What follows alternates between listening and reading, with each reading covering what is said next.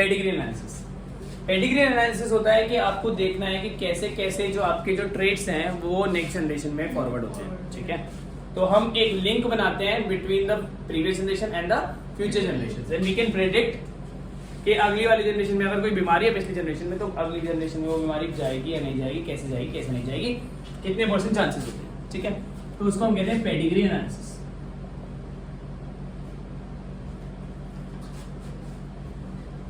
Pedigree analysis में pedigree chart होता है जिसमें आपको अगर कभी भी बक्सा दिखेगा इसका मतलब मेल है, क्या है, मेल। गोल दिखेगा तो फीमेल है, और अगर आपको कभी ऐसे दिखेगा तो बाइसेक्सुअल नहीं, इसका मतलब इन दोनों की मेटिंग हुई है। क्या हुई है, मेटिंग, बच्चे हुए हैं, मेल फीमेल और मेटिंग, ठीक है। अगर इनके बाद ऐसे कुछ बन जाएगा तो इसका मतलब ये आगे बच्चे ऑफस्प्रिंग्स, पक्का। ऑफस्प्रिंग्स या तो मेल होगा, अगर कोई केस वैसे नहीं आता, अगर ऐसा कुछ आ जाए जहाँ पे आपको ऐसा कुछ बनाए तो इसका मतलब ये सेक्स पता नहीं हमें, अनआइडेंटिफाइड है, नॉट स्पेसिफाइड, हो सकता है मेल हो सकता है फीमेल हो। तो इसके द्वारा हम देखेंगे कि कैसे कैसे जो है डिसऑर्डर्स इधर से उधर जाते हैं, जनरेशन टू जनरेशन जाते हैं। डिसऑर्डर्स में सबसे पहले जो हम जिन डिसऑर्डर्स की बात कर रहे हैं वो है आपके जेनेटिक डिसऑर्डर्स। क्या जेनेटिक डिसऑर्डर्स? जेनेटिक डिसऑर्डर्स मतलब जो जीन्स की वजह से डिसऑर्डर होता है। इसमें दो टाइप के डिसऑर्डर्स होते हैं। सबसे पहला डिसऑर्डर होता है ऑटोसोमल डिसऑर्डर और दूसरा होता है सेक्स लिंक डिसऑर्डर्स। क्या क्या? Autosomal disorders and sex link disorders, ठीक है। ऑटोसोमल का मतलब है जो कि ऑटोसोम्स की वजह से, मैंने बताया था 22 पेयर ऑफ ऑटोसोम्स होते हैं, एक पेयर ऑफ सेक्स क्रोमोसोम होता है। तो अगर ऑटोसोम्स की वजह से डिसऑर्डर है तो वो ऑटोसोमल हो गया, और सेक्स की वजह से तो सेक्स लिंक्ड हो गया, सेक्स लिंक्ड डिसऑर्डर। कि ये स्पेसिफाइड है, सेक्स के हिसाब से डिसऑर्डर होगा। ऑटोसोमल वाला सेक्स के हिसाब से डिसऑर्डर नहीं तो बस हो जाता है। जैसे अभी बताऊंगा, चलो इसमें भी दो टाइप होते हैं जेनेटिक डिसऑर्डर के, और मतलब और वेरिएशंस में। एक होता है मेंडेलियन डिसऑर्डर और दूसरा होता है क्रोमोसोमल डिसऑर्डर। कौन सा? Chromosomal disorder. Chromosomal disorders, okay. Mendelian disorders वो डिसऑर्डर्स होते हैं जो मेंडल के लॉज पे फॉलो करते हैं। मेंडल याद है ना? और जो क्रोमोसोम होते हैं वो ऑब्वियसली मेंडल के लॉ पे फॉलो नहीं करते, ठीक है। तो हम सबसे पहले आ रहे हैं मेंडेलियन डिसऑर्डर्स। इस पे मेंडेलियन डिसऑर्डर्स। मेंडेलियन डिसऑर्डर्स में 4 टाइप के होते हैं। सबसे पहला होता है autosomal dominant. Autosomal dominant disorder मतलब डोमिनेंट कैरेक्टर की वजह से। मेंडल ने यही तो बोला ना, डोमिनेंट और रिसेसिव। ऑटोसोमल रिसेसिव,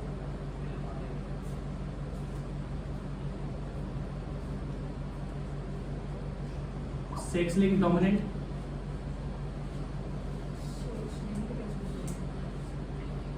पक्का, और sex linked recessive.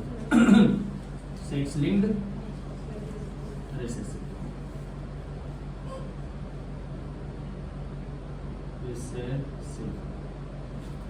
Autosomal dominant disorder का एक एग्जांपल है हंटिंगटन्स डिजीज। क्या है?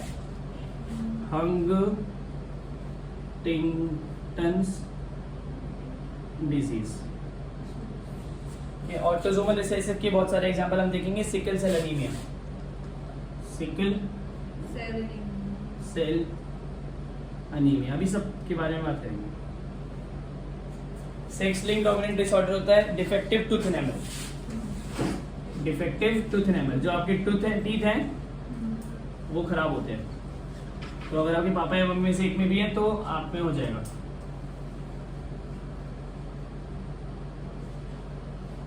और सेक्स लिंक्ड रिसेसिव डिसऑर्डर होता है आपका कलर ब्लाइंडनेस। नाम सुना है?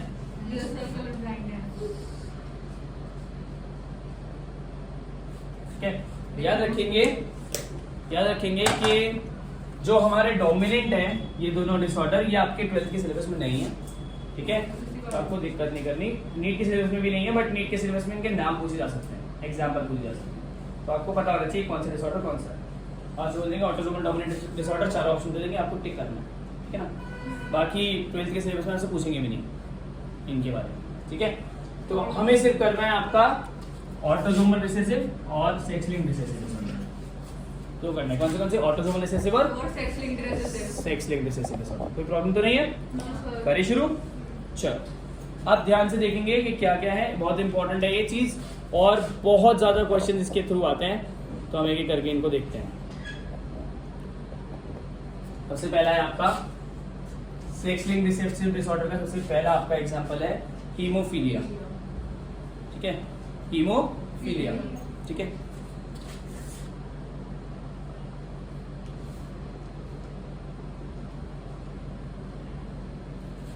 Haemophilia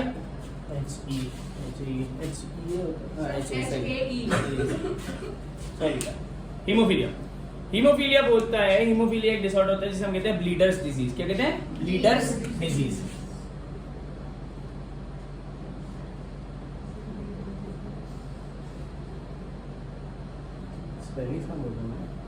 it is a sex linked recessive disorder. और इसमें क्या होता है बेसिकली, इसमें होता है कि जब एक ये सेक्स लिंक्ड होता है तो ये ज्यादातर लड़कों में होता है। क्यों होता है वो बाद में बात करते हैं। इस बीमारी में होता क्या है कि अगर छोटे से छोटा कट भी आपको लग जाएगा तो आपको खून जो होता है वो रुकता नहीं है। ठीक है ना, तो क्लॉटिंग फैक्टर खत्म हो जाता है, आपकी ब्लड में क्लॉटिंग होना कम हो जाता है, और क्लॉटिंग होना कम होने की वजह से ब्लड लॉस होता हो जाएगा, तो ये हमेशा अनीमिया रहेगा। हो सकता है ये आगे जिंदा ही न रहे। लड़के जो होते हैं हीमोफिलिक, कुछ ना कुछ छोटी मोटी तो चोट लगी होती है कभी ना कभी, क्लॉटिंग होगी नहीं, खून निकलता रहेगा, मर भी जाता है। ठीक है ना, तो ये सेक्स लिंक्ड रिसेसिव डिसऑर्डर है, ये ज्यादातर लड़कों में होता है। ये क्वीन विक्टोरिया की फैमिली में है। इसमें क्वीन विक्टोरिया की फैमिली, क्वीन विक्टोरिया जो लंदन की क्वीन है उनकी फैमिली में ये चलता है। ठीक है क्या? देखो बेसिकली आपके पास दो लोग होते हैं, पहले दो टाइप के ट्रेड होते हैं कैरेक्टर्स, या तो एक्स वाई, ये नॉर्मल है। क्या है? नॉर्मल है। और अगर ये हीमोफीलिया सिर्फ एक्स क्रोमोसोम पे आती है, वाई क्रोमोसोम पे नहीं आती। क्या बोल रहा हूँ? एक्स क्रोमोसोम पे आती है, वाई क्रोमोसोम पे नहीं आती।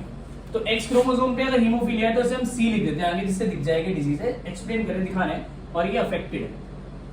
अफेक्टेड माने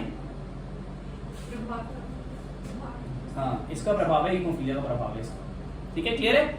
ये नॉर्मल वाले क्रोमोसोम्स है, ये वाला अफेक्टेड वाला क्रोमोसोम है। क्लियर है? अब किसी नॉर्मल लड़की या लड़के में तो कुछ नहीं होगा, नॉर्मल इंडिविजुअल है ना, उसमें तो कोई भी नहीं है हीमोफीलिया वाला। हो सकता है लड़के में ऐसा हो, तो इसको हम कहते हैं भाई ये है अफेक्टेड मेल। क्या? लड़की में अगर ऐसा है तो ये अफेक्टेड फीमेल नहीं है। क्यों? क्योंकि ये रिसेसिव डिसऑर्डर। क्या है?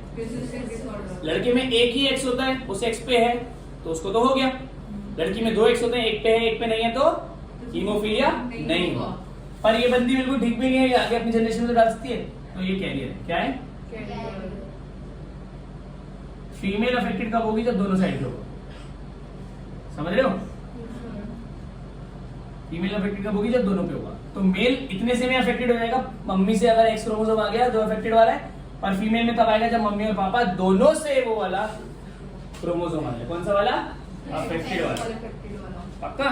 कोई दिक्कत तो नहीं है? तो अगर यहाँ पे हम कोई जनरल कोई डिस्कशन करें, कोई क्वेश्चन करने की कोशिश करें, तो ये हो जाएगा अ नॉर्मल फीमेल हाँ मैरिड अ हीमोफिलिक मैन। ठीक है, what are the probability of their children being haemophilic? क्या क्वेश्चन हो जाएगा? देखो,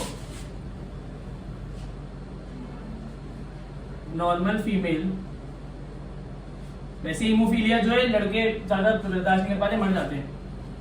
मैरिड मतलब मर जाएंगे ना, क्योंकि खून ज्यादा रह जाएगा। हाँ, हीमोफिलिक मैन।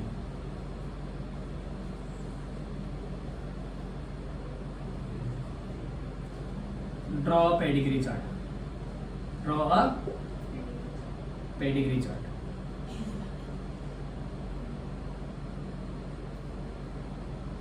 पक्का? ठीक है, देखो अब एक नॉर्मल फीमेल और हीमोफिलिक। अच्छा, इसमें ये भी बोल सकते हैं, रुको एक minute, if one of their son is haemophilic,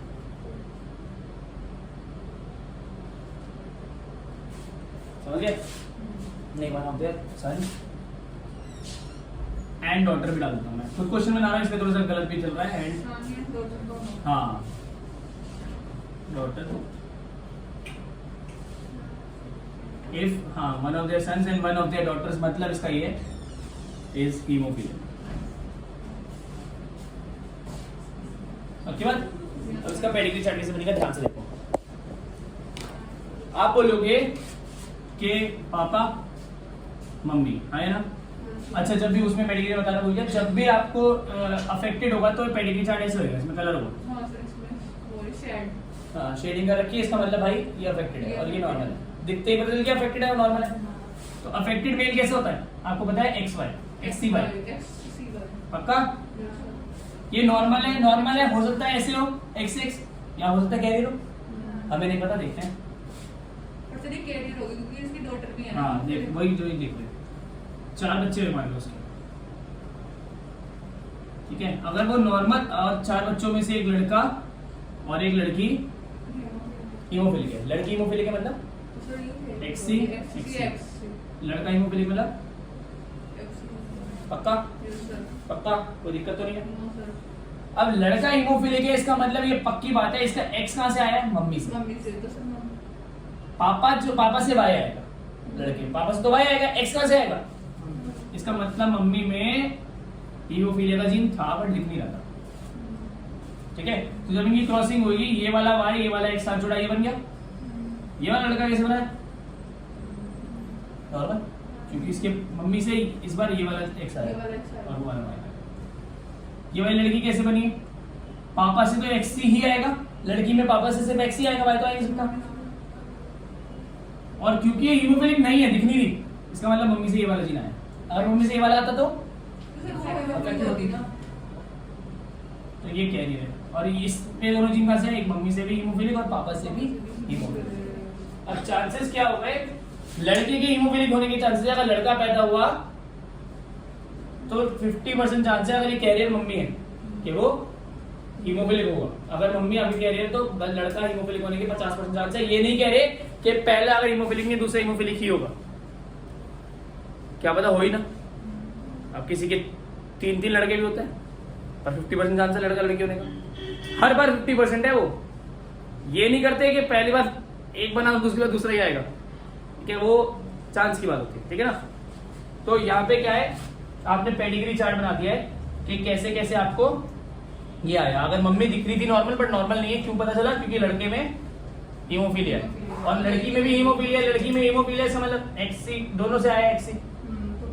अगर आपको ये पता है ना या ये पता है तो आप उससे सब निकाल सकते, समझिए कैसे। ये हमारा हीमोफिलिया। इसके अलावा एक और सिमिलर डिजीज है, साथ साथ ये जोड़ देता हूँ, कलर ब्लाइंडनेस। क्या, कलर ब्लाइंडनेस। कलर ब्लाइंडनेस जो है वो एक सिंपल डिजीज है जहाँ पे क्या होता है, जानलेवा नहीं है। यहाँ पे आपकी आईज के रेड और ग्रीन कोन जो एक दूसरे से मर्ज कर जाते हैं तो हमें पता नहीं चलता रेड और ग्रीन का डिफरेंशिएशन, ठीक है। तो किसी बच्चे को बताओगे कि बेटा ये कलर कौन सा है, बोलेगा रेड। आपने बता दिया, स्टार्टिंग में कलर याद कराते मम्मी ने कराया, मम्मी ने पूछा ये कलर कौन सा है, कह रहे रेड। मम्मी भाई दिखता एक ही कलर दिख रहा है हमें, तो दोनों रेड। मम्मी ने बोला नहीं बेटा ये ग्रीन है, ठीक है ग्रीन है। मम्मी ने पूछा बेटा ये कौन सा है, ग्रीन। ये कौन सा है, ग्रीन। मम्मी ने चाटा मारा, याद नहीं होता समझ नहीं आ रही। मम्मी तो बच्चों ने सिखा रही है ना, उन्हें क्या पता कि बच्चे को कलर ब्लाइंडनेस है, बट वो कलर ब्लाइंडनेस है। मैडम के पास ले गई, मैडम भी नहीं समझा पा रही।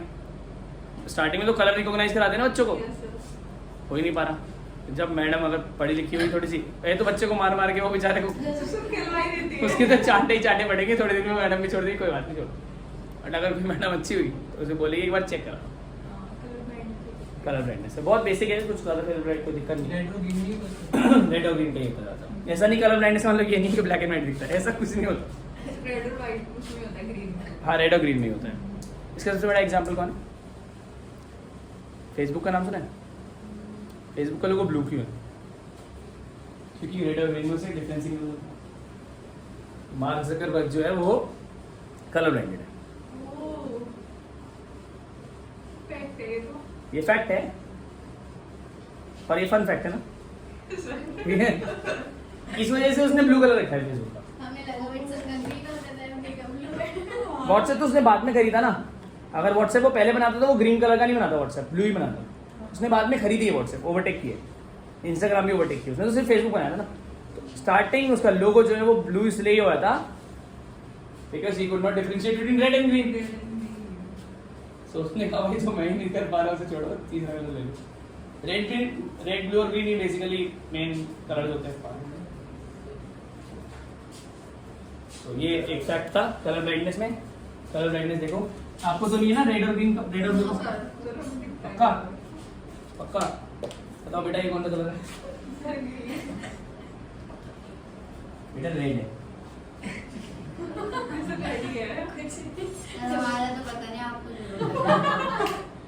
ये रेड और ग्रीन कोन में डिफरेंशिएशन हो जाती नहीं होती है। सेक्स लिंक्ड रिसेसिव डिसऑर्डर है, दोबारा नहीं लिखा हूं, सेम चीज है। और एग्जैक्टली यही पेडिग्री बनेगी इसकी, ठीक है। मतलब नॉर्मल एक्स और वाई होंगी जीन्स और अफेक्टेड एक्ससी होगा। सेक्स लिंक्ड है तो लड़के में होने के चांसेस ज्यादा है, लड़की में होने के चांसेस कम है, क्योंकि दोनों में होनी चाहिए। फन फैक्ट, उसकी बेटी को भी कलर ब्लाइंडनेस, ठीक है। मम्मी को भी होगी। हाँ उसकी मम्मी या तो कैरियर होगी या कलर ब्लाइंड होगी, दोनों ऑप्शन है। बेटी को है तो उस पे बेटी को कलर ब्लाइंडनेस, इसका मतलब मम्मी पे से जीना है, एक एक्ससी मम्मी से, एक एक्ससी पापा से। पक्का डन, समझ गए लॉजिक। कलर ब्लाइंड लोग ज्यादा दुनिया में होते हैं, क्यों ज्यादा होते हैं? हीमोफिलिक से, क्योंकि हीमोफिलिक भाई बंदा मर जाएगा ना इतने एज में आते आते। और जब उस पर बीमारी होगी, मान लो वो जिंदा भी रह गया, कहीं ना कहीं तो उसके माँ को पता चलेगा बीमारी है, ब्लड नहीं रुकेगा ना, बहुत टाइम में रुकेगा, मतलब बहुत टाइम में। मान ले छोटे बच्चे का जनरली कोई अबे खेलते वेलते चोट वोट लग जाती है, ऐसे छोटे बच्चे सबसे ज्यादा आपको उसमें दिखेंगे पट्टियों में, ठीक है ना। तो अगर ऐसा हो गया उसको हीमोफिलिया तो we will not be able to survive. बड़ा एक्सीडेंट में तो बहुत लोग नहीं कर पाते, छोटे एक्सीडेंट में भी ब्लीडिंग अगर एक साथ शुरू हो गई प्रॉपर, एक होती कट लग गया, चलो बट कट भी लग गया, मम्मी कह रहे 3 दिन तक सही कैसे नहीं हुआ, ये मर नहीं जाएगा वो 3 दिन तक कट लगने से, बट सही कैसे नहीं हुआ, वो बन जाता है ना उसके आगे पपड़ी सी। हाँ ठीक है, तो वो नहीं हुआ ना, तो इसका मतलब भैया बंदे को हीमोफिलिया चेक करा लेना, ठीक है। तो कलर ब्लाइंडनेस और हीमोफिलिया दो आपकी सेक्स लिंक्ड रिसेसिव डिसऑर्डर्स है, ठीक है। तो ये आपका याद आ गया।